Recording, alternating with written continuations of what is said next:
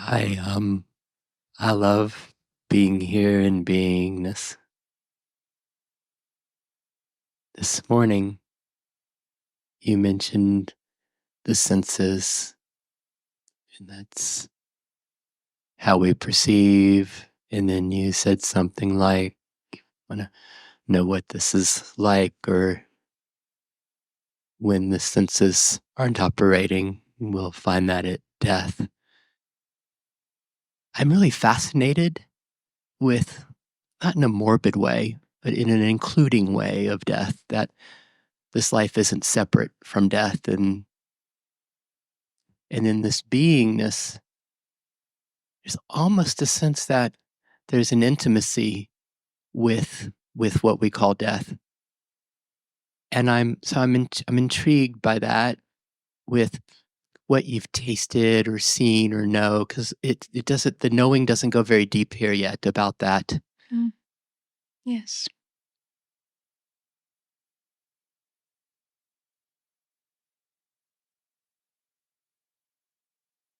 We are essentially speaking of death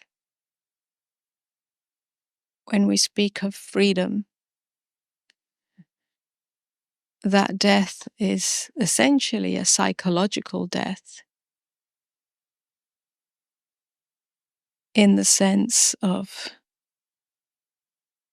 the end of the formation of the ego identity,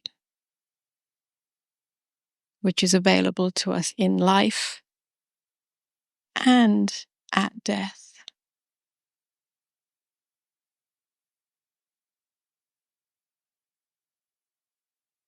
Whether it's in life or what we conventionally call death,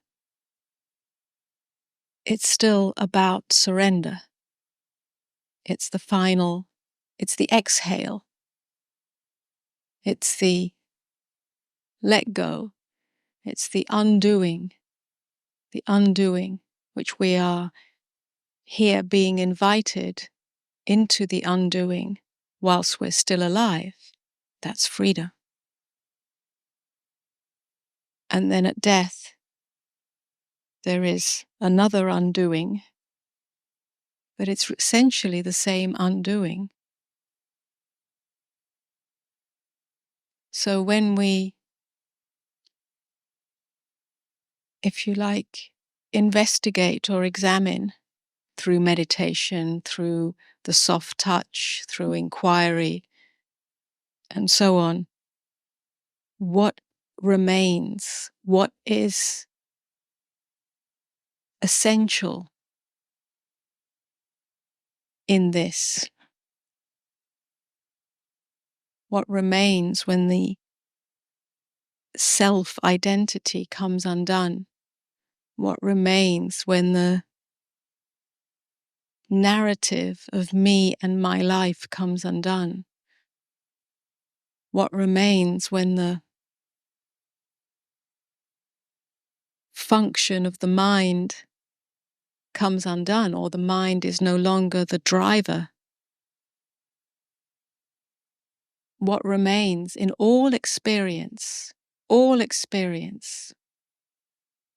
whole of our experience as a human individuation, what remains, when we see that all of that human experience is impermanent, not just impermanent because at the end of this life it stops, but it's impermanent now.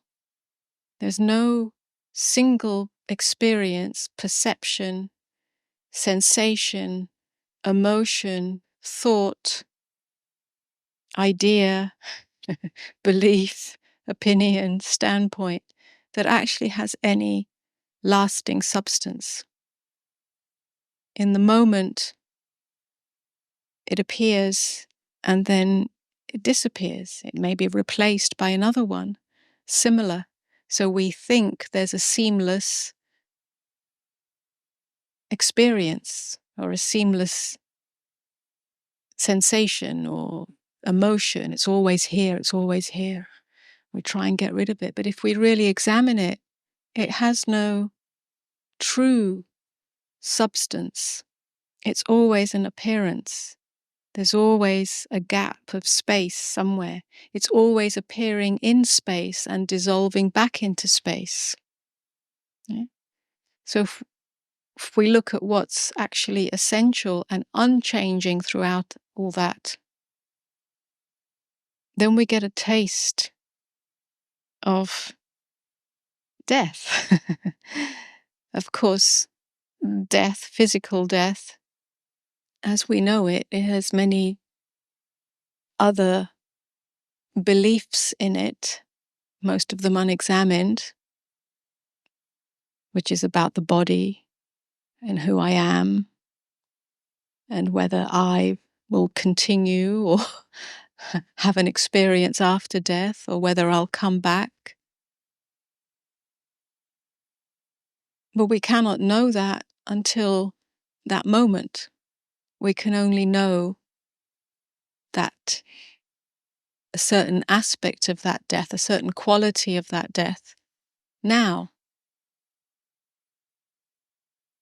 So the invitation to surrender, the invitation to undo, or the possibility of that, is a preparation for the final exhale.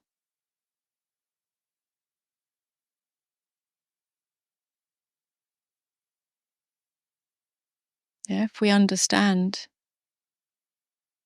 intellectually and viscerally that this individuation, this individuated experience, this localized experience that I call myself, is simply a portal to the infinity of beingness, recognizing itself,